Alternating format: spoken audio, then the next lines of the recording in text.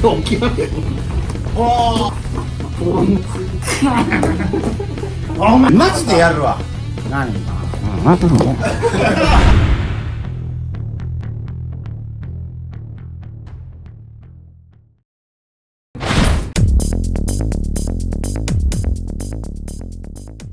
私は現在6段で愛機会っていう組織に所属してるんですけど、愛機会っていうのが合気道を作った創始者の開祖上芝森平先生の上芝家を頂点とした組織であり、世界の合気道人口の約8割が愛機会に所属している、巨大組織。合気道も流派はあるんですか？やっぱり塩田先生だったら陽神館合気道とか、あとは心身統一合気道とか、いろんな種類が一応あるんですね。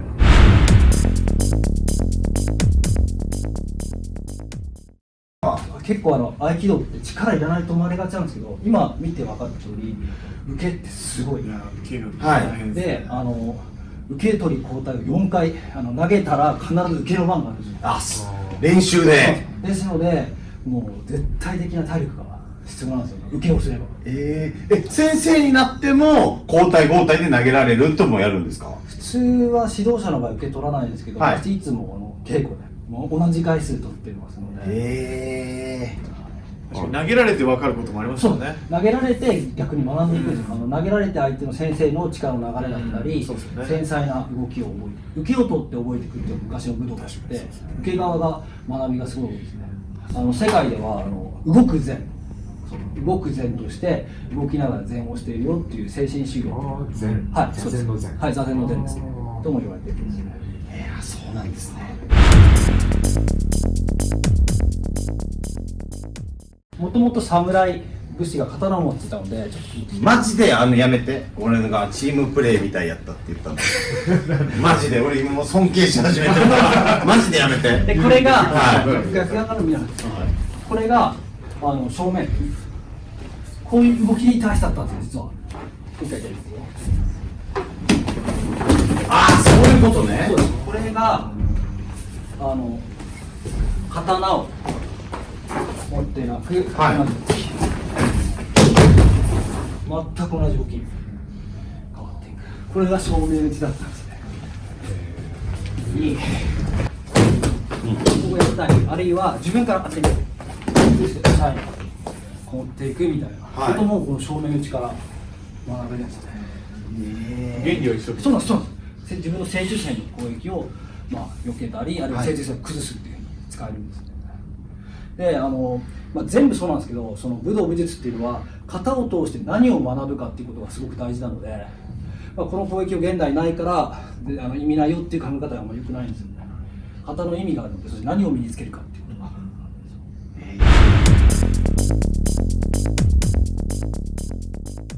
あれ納得いかんねんな。俺力入れてんのにこうでしょ。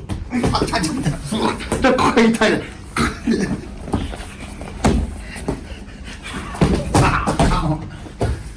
常にうつ伏せに落ち着くまでこれ抑えてくれてるってことですよね。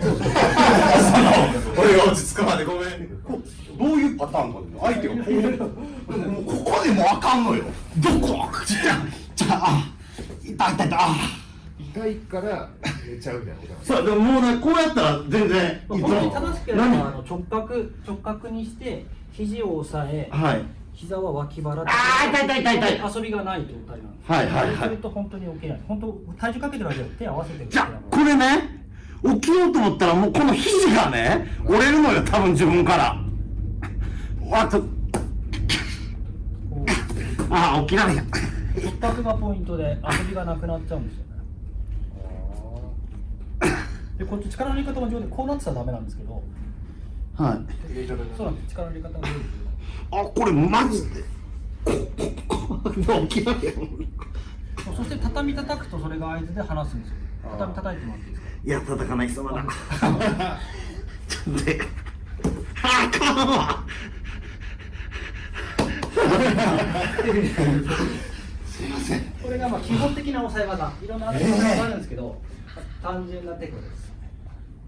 もうここを持った時にここ押さえてるんですね。そうだからもう俺流れに乗ってかないと腕折れるっていう。それでこ転がってっちゃう感じなのか、肘が痛くて。腕が決まってるってことそうそう、胸ここ持った時に掴んでましたもんね、僕も。そうそう。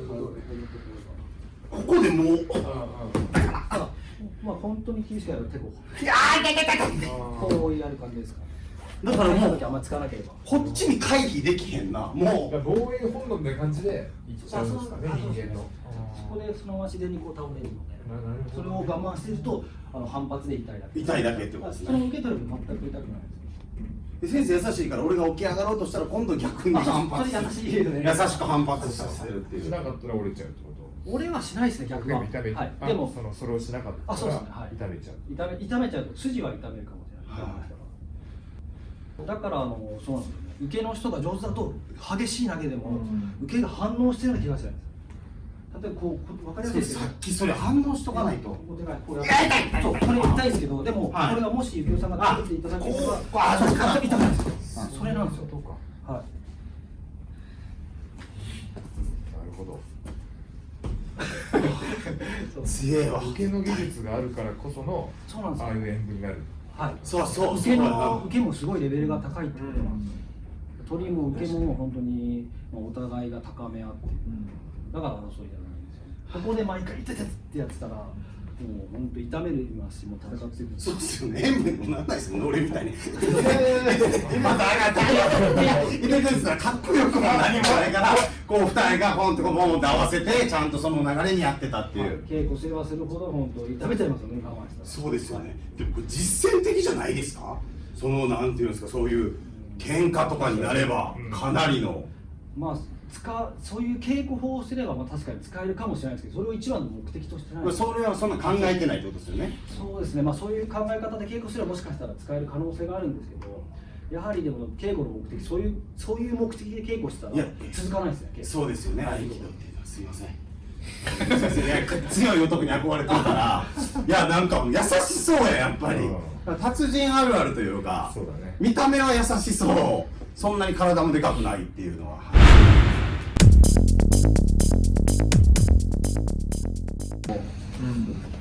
手首返して、まあこう回ったり、あるいはこう押さえた後でも実は。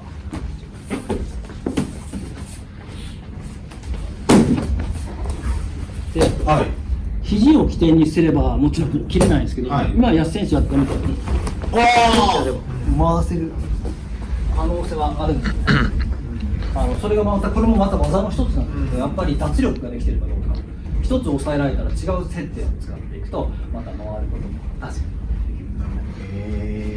にその回避の仕方もあるんですいやないです。一応そういうやっぱ返せるのもあるので、そういうのを返せない例えばじゃあもうやんないですけど、はいそれちょっと回ってみて、こう回ります。はい。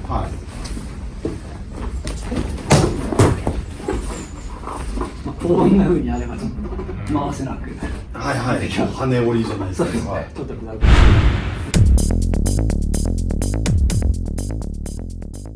もう一個あるって言ってました。ありますね。こうさっきもやってしまったんですけど、はこうひねる、思いっきりひねるという。今度は縦。そしたら、ここを起点に回していく。痛い痛い。これ2強。痛い痛い。それでこれで終わりじゃないですよ。これでダメってるだけなので、さっきのうつ伏せに押さえる。これで完成。そう、うつ伏せに押さえることが、相手を落ち着かせて必要以上に機会を加えないということなので。やめろやっていうことで。やめろ。やめろ一番安全なの。まだまだちょっと。やめろって言ってないな。先輩呼ぶぞお前あと体重のかけ方も全身正中線意識してくれる。重さが加わるんですよ。お前の猫ほんまおいこれはいい時にしときやおいお前の理解たまにさ、警察24時間こういう場面見るよね。お前こらあーくそしぶといな。しぶとい。体重のかけ方ですよ。